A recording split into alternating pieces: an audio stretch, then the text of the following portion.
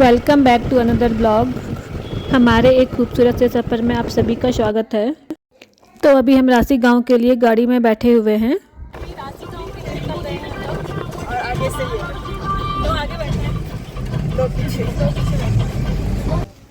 ये रहे राशि गांव के कुछ सुंदर से नज़ारे।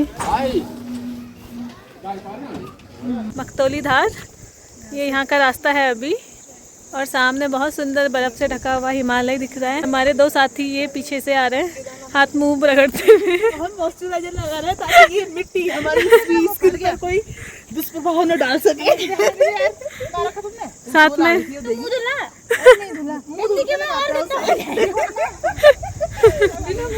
हमारा जो ब्लॉग है वो 12 बजे से शुरू हो रहा है। ये क्योंकि हम सुबह बैठे सस्पेंस रहेगा कि हम कितना किलोमीटर चल पाते हैं शाम के 6 बजे तक, क्योंकि रास्ते में हर जगह तो रुकने का स्टे करने वाला है नहीं। रास्ते में भालू का भी डर है बस। ऐसी वैसी क्रीम भी नहीं लाई है, सीधे डॉटेड क्रीम लाई। अच्छा मैं ही ठीक हूँ, कुछ नहीं लगा के चल रही ना, मुंह धुल रही हूँ, ठीक है।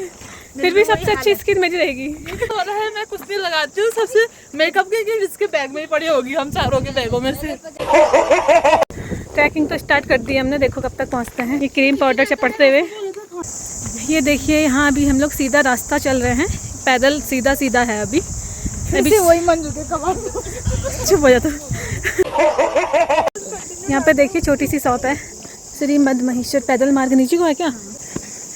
ये चले हम यहाँ से अब नीचे को, ये डाउन में है थोड़ा, यहाँ से सीढ़ियाँ हैं यहाँ से। मुझे लग रहा है आज हम अप एंड डाउन ही करते रहेंगे। और यहाँ से भी 4 किलोमीटर हमें गोंडार गांव पहुँचना है।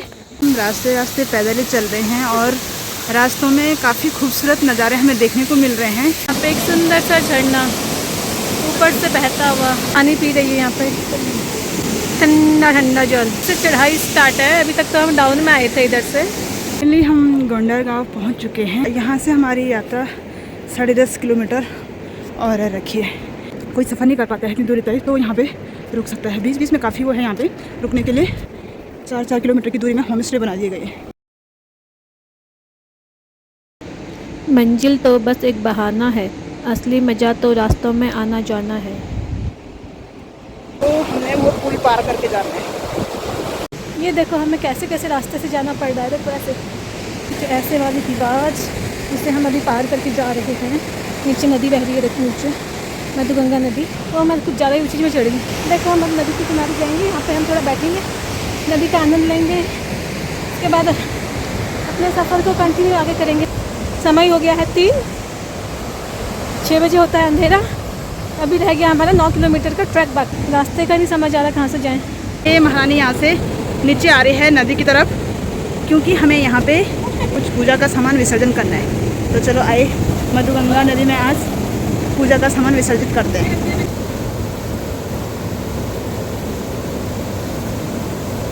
पुल पार करके जाना है। हमें पत्थरों के रास्ते ऐसे चलना पड़ रहा है। यहाँ से बीच में एक सुंदर सा पुल आया था, मैं दिखाती हूँ। ये वाला बहुत सुंदर नज़ारे यहाँ के। ये रही प्रियंका, मुझे बोल रही है अब हमें स्पीड पकड़नी पड़ेगी ताकि हम रात को वहाँ पहुँच सकें। बट मेरी हालत जो हो रही है ना, अभी हमें 9 किलोमीटर और चलना है जो लिखा हुआ है। एक्चुअल में तो हमें रास्ते पे जाके ही पता चलेगा। यहाँ से 7.5 किलोमीटर भी शेष है और हम इतनी हाइट पे पहुँच चुके थे। लगभग 12,000 फीट हम पहुँच चुके हैं। खड्डार नाम है यहाँ का, यहाँ भी आप रुक सकते हो। इसके आगे आएगा नानू, नान क्या था रे वो? नानू नानू नानू जगह का नाम है। जो मेरे बाल देख दो क्या उड़े रखे हैं, छिछी। हम लगभग चल चुके हैं 11 किलोमीटर और हमारी हालत ऐसी हो रखी है। अभी जो सफ़ेद पहाड़ियाँ दिख रही हैं वहाँ पे जाना है अभी हमें। थैंक यू भगवान हमें यहाँ बुलाने के लिए। हमें ऐसे ही बुलाते रहना हर साल प्लीज। ये देखो यहाँ के सुंदर से पहाड़, कुछ इस तरह से रास्ते हैं। चढ़ाई भी सुंदर है, पहाड़ भी सुंदर है। हम तो सुंदर हो ही गए यहाँ पे चढ़ चढ़ के। शक्ल दिखाऊंगी ना, डरना मत। लुक प्रीति डंडा लेके और मैं बहुत पीछे हैं। वो दोनों देखो इतनी आगे चली गई दोनों। आंटी देखो कैसी पहाड़ पे गई हुई है घास काटने के लिए। जूम करके दिखाती हूँ, रुको। ऐसे ऐसी पहाड़ी पे घास काट रहे हैं। यहाँ पूरे रास्ते जो है इस तरह के स्लोगन लिखे हुए हैं। ये देखिए यहाँ पर लिखा हुआ है, हंसते हंसते कट जाए रास्ते, हंसते हंसते कट जाए रास्ते, जिंदगी यूं ही चलती रहे, खुशी मिले या गम बदलेंगे ना हम, दुनिया चाहे बदलती रहे। मुस्कुरा कर आगे बढ़ोगे, मुश्किलें भी आप पर फिदा हो जाएंगी। ऑलरेडी फिदा हो रखी हैं। सफ़र शुरू किया है तो मंजिल तक जाना है, पीछे अब ना देखेंगे, सफ़र बहुत सुहाना है। पीछे देखेगा वो बेवकूफ़ी होगा, इतना आगे चल गया वो। एक छोटा सा स्टॉल यहाँ पे लगा हुआ है। इस तरह रास्ते पर जो छोटे छोटे से स्टॉल लगे हुए हैं, पर महंगाई थोड़ा डबल है। अभी हमें मदनेश्वर पहुँचने में 6.5 किलोमीटर और चलना है और सनसेट होने पे आ गया है। स्वर कहूँ या मदनेश्वर, बात एक ही है, हर हर महादेव। अभी सुबह के 4 बज रहे हैं। मद महेश्वर के आगे हम लोग के टेंट के अंदर रहे रात में।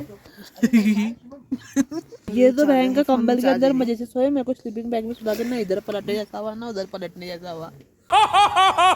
बाहर का व्यू सुबह सुबह अभी तो दिखाऊंगी थोड़ा देर में। लोग चलने लग गए मंदिर के लिए। रहा है टाइम 4:09। जी सुबह के बज चुके हैं 6 और हम कर रहे हैं मदनेश्वर से बूढ़ा मदनेश्वर के लिए यात्रा। बूढ़ा मध्य महेश्वर उत्तराखंड के रुद्रप्रयाग जिले में प्रसिद्ध मध्य महेश्वर से लगभग 2 किलोमीटर ऊपर मध्य महेश्वर बुग्याल की चोटी पर स्थित एक प्राचीन शिव मंदिर है। यह लगभग 3500-3600 मीटर की ऊंचाई पर स्थित है।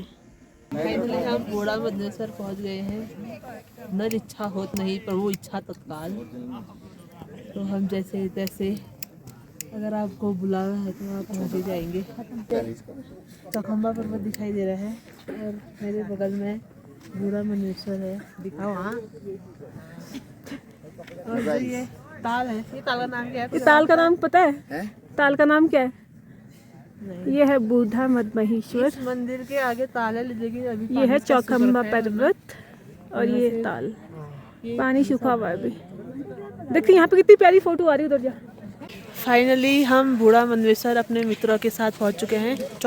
तो एक बार भोले बाबा को शुक्रिया करते हैं। बोलो बम बम भोले, हर हर महादेव, ओम नमः पार्वती पतये, हर हर महादेव। सूर्योदय हो रहा है पीछे हिमालय पर्वत के।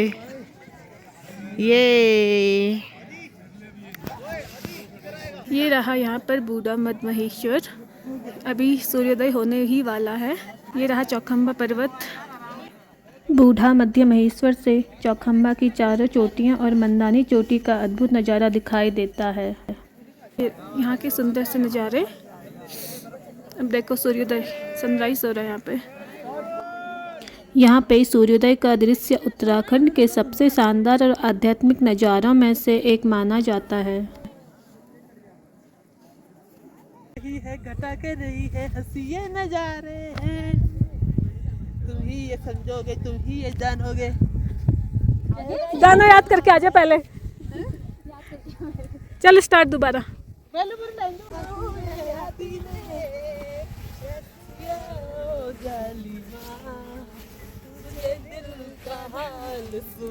कितनी प्यारी वीडियो आ रही है यहाँ पे। वो कहने वाले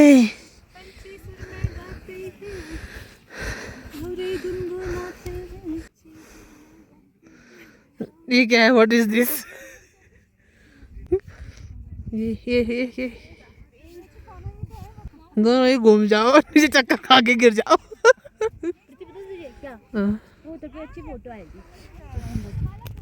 हमने यहाँ पे इतना सुंदर सा ताल, ऊपर से चौखंबा पर्वत की परछाई।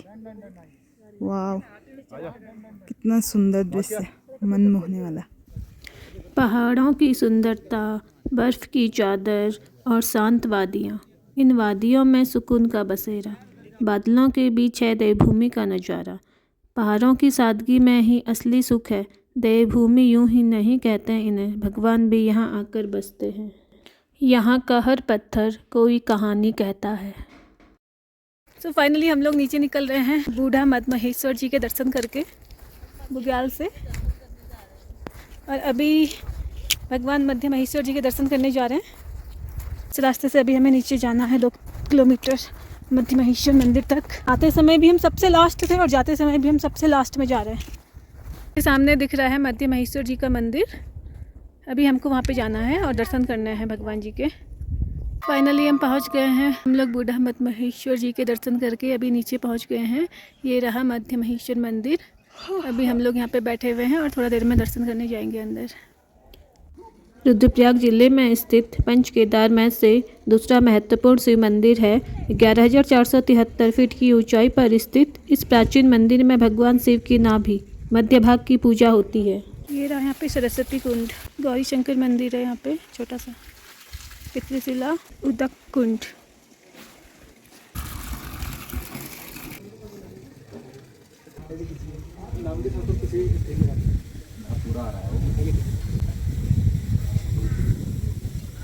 ये रहा मध्य महेश्वर जी का भव्य सा मंदिर।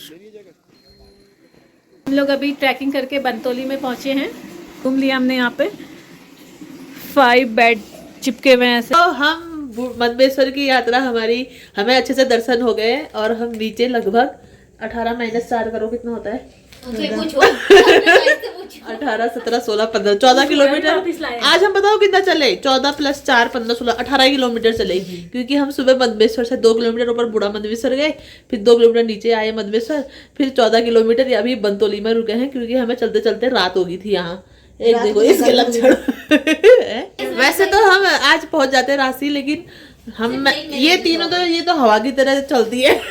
इसका नाम उड़न परी है। ये ओके चली थी। ये मेरे कारण लेट होगी। ये हाँ, ये मेरे कारण लेट होगी। अपना भी तो बता। और मैं सबसे लास्ट रह के चल रही थी। कछुआ चाल से भी कम। हाँ कछुआ भी होता है तुमसे जल्दी। वो आवाज जो रैंकता है वो कछुआ वाली चाल से चल रही थी मैं, लेकिन जल्दी चलता है बेवकूफ। नहीं दे रहे हम, उदाहरण ही नहीं दे रहे हम। हाँ तो हम नीचे आते आते जब बनतोली में हम पहुंचे तो हमें लेट हो गई। लेट नहीं सॉरी, अंधेरा होने लग गया था और हमें आगे रांची तक चलना था लगभग 5-6 किलोमीटर। तो अंधेरे में रिस्की था। तो बनतोली में ही हमें एक बढ़िया सा रूम मिल गया है हम चारों को। तो अब आज का स्टे हमारा यही रहेगा। तो अभी स्नान ध्यान करके हम करते हैं भोजन। सुबह निकलेंगे हम राशि। सुबह कितने बजे निकलेंगे हम? जितने बजे बता देना कल। सुबह जल्दी निकलेंगे ताकि हमें कल पकड़नी है देहरादून की गाड़ी। ठीक है, ले यहाँ के लोग। और ना हमें बहुत खुशी हो रही है। पैसा मिल गया। हाँ मुझे रास्ते में पैसे नहीं दिखाते, नजर लग जाएगी। तो आज हम द्वितीय केदार के हमने किए, लेकिन तूने कितने केदार के दर्शन कर दिए? 4 केदारनाथ। हाँ 3 इसने कर दिए। 3 केदार के दर्शन मैंने किए हैं अभी तक। 3 केदार के दर्शन गई वहां तक, लेकिन दर्शन नहीं हो पाए। 3 जगह गई लेकिन दर्शन सिर्फ एक जगह के हो पाए मुझे। वो आज मधमेश्वर के दर्शन हुए सिर्फ। केदारनाथ गई ऊपर लेकिन दर्शन नहीं कर पाई। और ऐसी तुंगनाथ गई थी जब, तब भी वहां दर्शन नहीं कर पाई थी। इतनी अच्छी किस्मत है मेरी, क्या ही बोलूँ। अब बुरी किस्मतें नहीं बोलते हैं बल। अभी हम लोग बनतोली से निकल गए हैं। रात में हमने वहीं पे स्टे किया था। ये रहा बनतोली। अभी 6:30 बजे हम लोग यहाँ से निकले। आज देखो यहाँ का मॉर्निंग व्यू, बहुत ही सुंदर नज़ारे। कुछ इस तरह से यहाँ पे एक बोर्ड लगा हुआ है जिसमें दिखाया गया है कि कितना किलोमीटर रह गया यहाँ से।